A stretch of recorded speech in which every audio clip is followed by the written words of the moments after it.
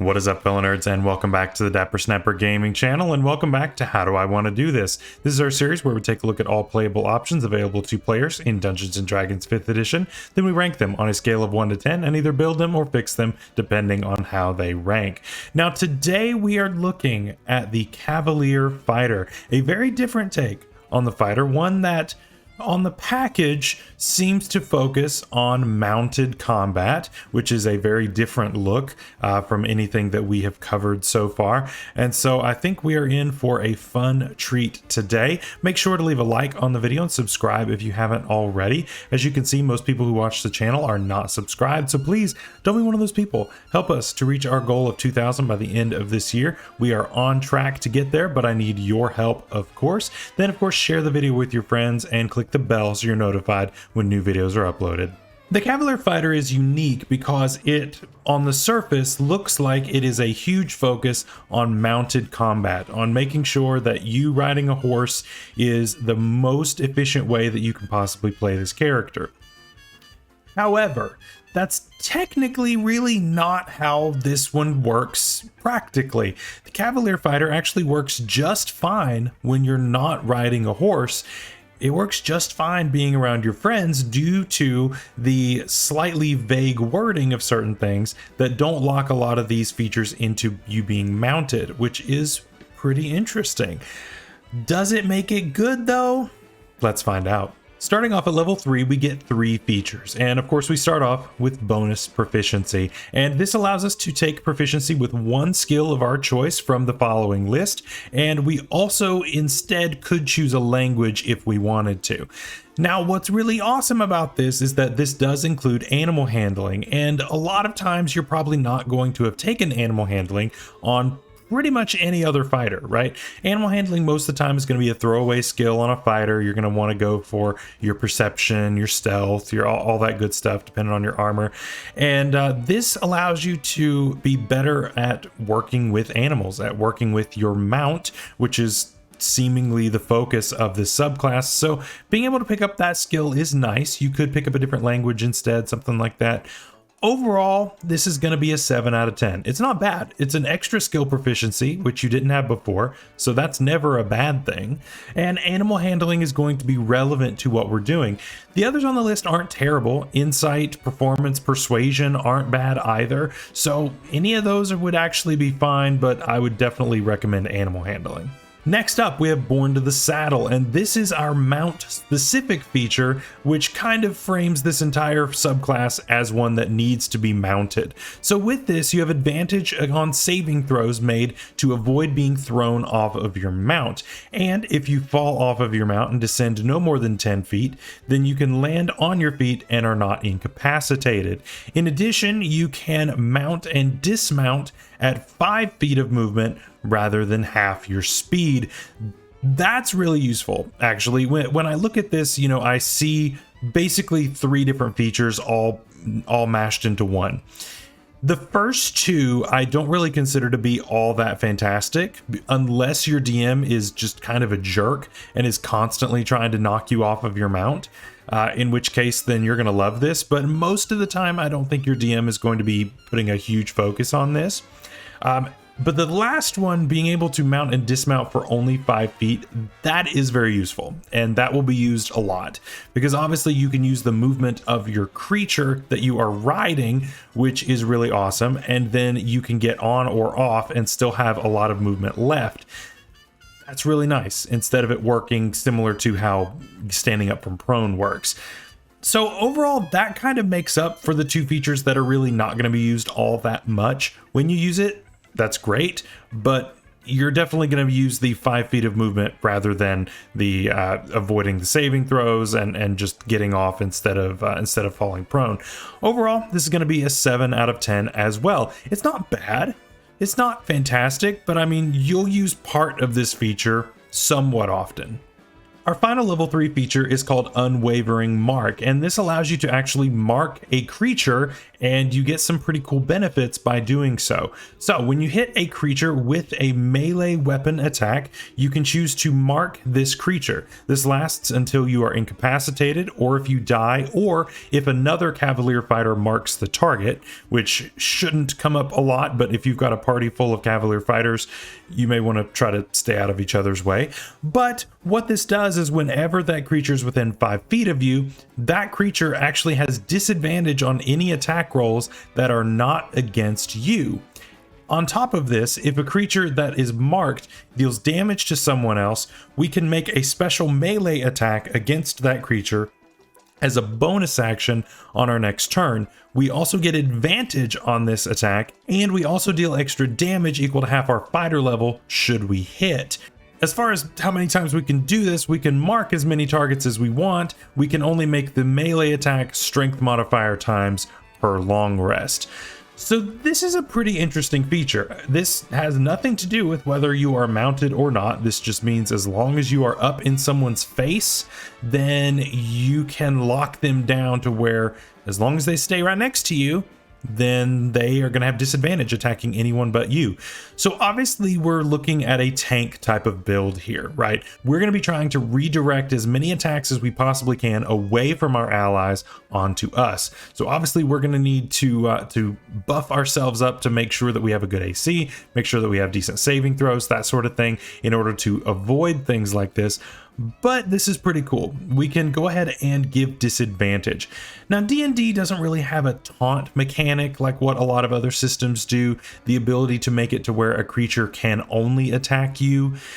This is about the closest thing that D&D offers as far as that goes, so this does make it more enticing to attack you, which is kind of the point of this. So overall, this is pretty nice. I think this is good. The problem is that obviously a creature could just walk away, whether by disengaging or by taking an opportunity attack. And that's probably what your DM is going to do most of the time, and that's what's going to be interesting. So obviously we're going to want to combo this with some either later features in the subclass or with some feats. So this feature definitely does require some help. So that doesn't really help it all that much, although it's going to definitely improve over time. For now though, by itself, the way it's written, I've got to go with a 6 out of 10 because it's good, but it's also really easy to avoid in its current state.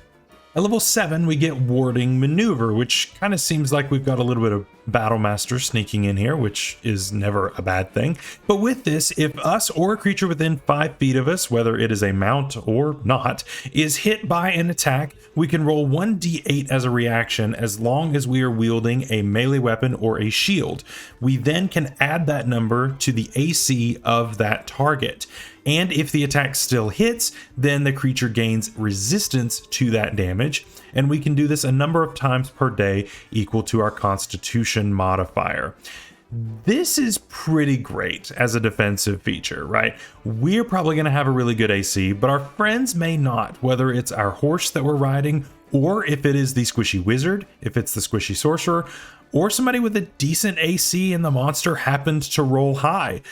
No matter what, you're going to get a good benefit out of this because either the attack is going to deal 0 damage by missing, or it is going to deal half the damage that it was going to do. Now, this does not work like shield where it lasts for the rest of the round. It doesn't even last for the rest of the turn. It's only on one attack. So if something's making 2-3 attacks and you use this on the first one, then you know it's just you're stuck. That's the only one you got because it does burn your reaction. So it is a little limited in that way, in that it does not apply to the rest of the turn.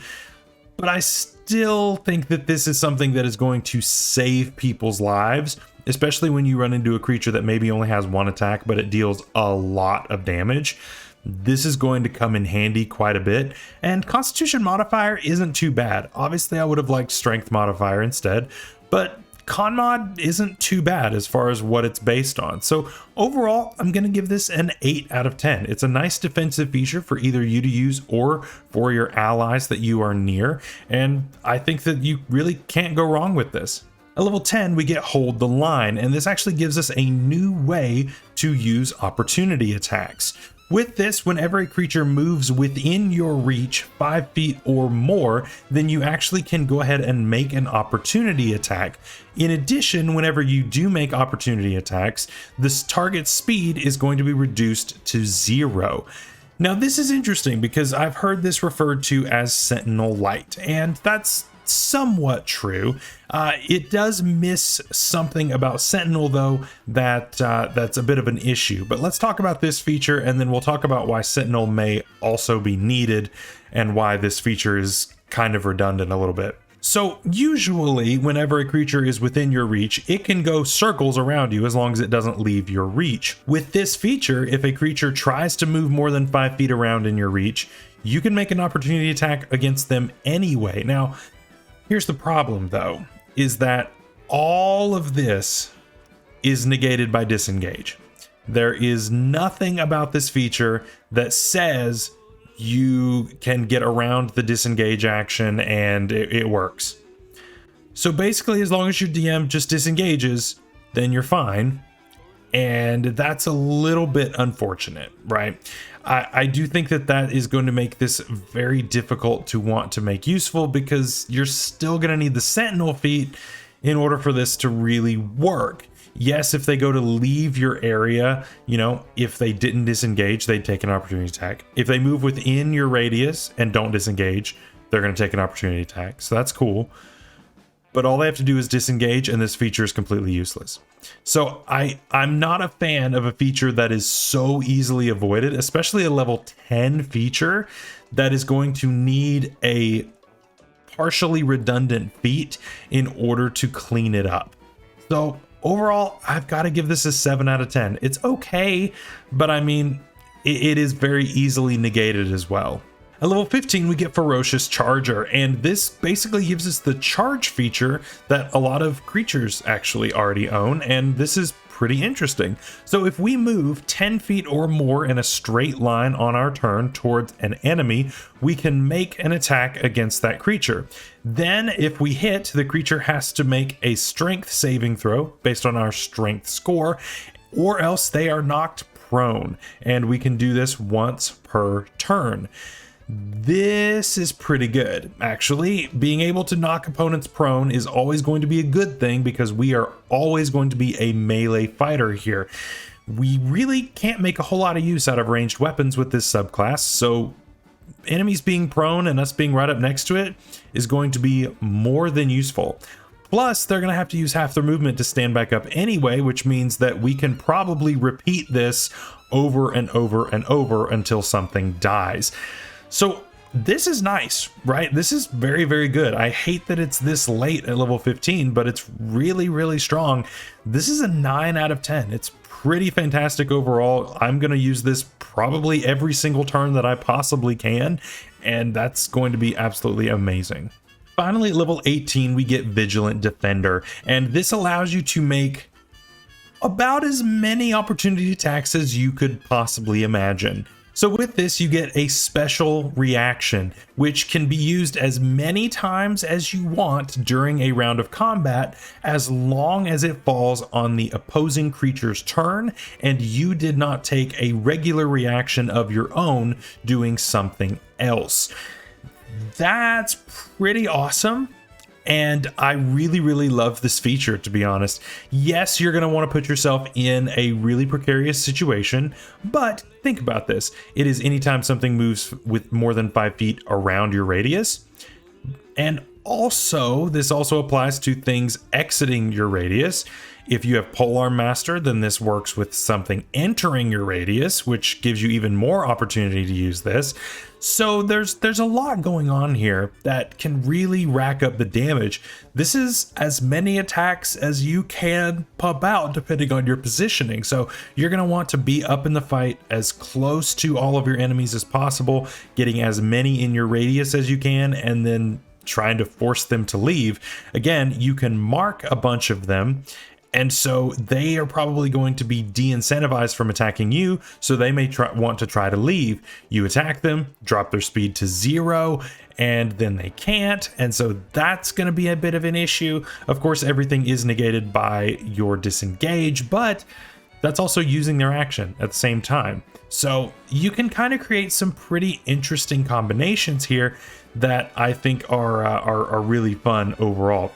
Overall, I've got to give Vigilant Defender another 9 out of 10. It's really, really good. And with good positioning, with good spacing, you can make a lot of use out of this.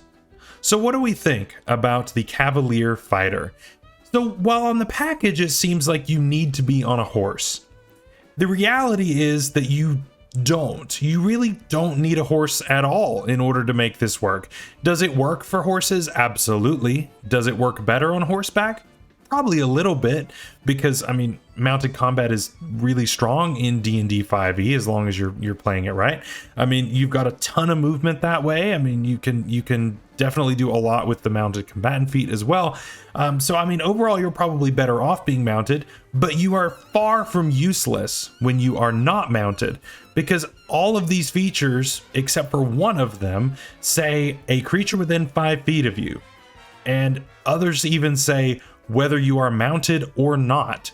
And so this allows you to be really versatile while having features that really apply to whether you are or whether you aren't, and you're gonna feel good either way. Is it the best subclass out there? No, not by a long shot. It is not the Battlemaster Fighter, but it's also nowhere near as bad as the Banneret either. I don't think that this one really needs a fix. I think it's really good enough on its own to stand up. I've seen a lot of people online, as I was doing research for this video, that really hate this subclass, and I've seen a lot of people who really love this subclass. So I'm interested to see in the comments down below what you think of this one. I think it is perfectly slightly above average.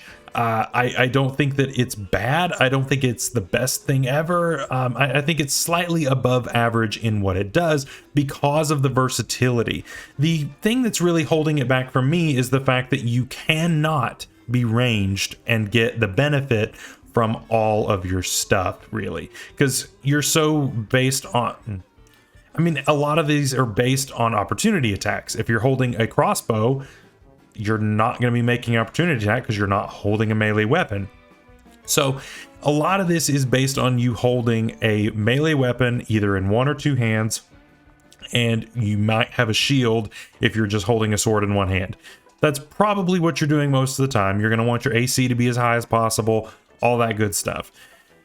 Overall, where does this land? As a tank build, which is really what this is, it actually does quite well. And sitting on the regular fighter chassis is only helpful for this, because you're going to end up with a pretty sturdy character overall who can give some pretty meaningful buffs to your allies as long as you are nearby them. Overall, I'm going to give this an 8 out of 10. It is a good subclass, you know, it's got some things that I would love to improve on slightly, but it's not bad. It's not unusable. It's not busted either. I think it's in a pretty decent place balancing wise, actually. And as long as you play it smart and build correctly around this, I really think that you can do really well. So that's what we're going to do on Saturday this week. This week we're pushing back all of our videos by 1 day. I appreciate your all's understanding of that. Doing the same thing next week with the champion. But until then, I hope you guys have a great week. Make sure you're subscribed so you don't miss that build video later this week, and we will see you later. Bye-bye.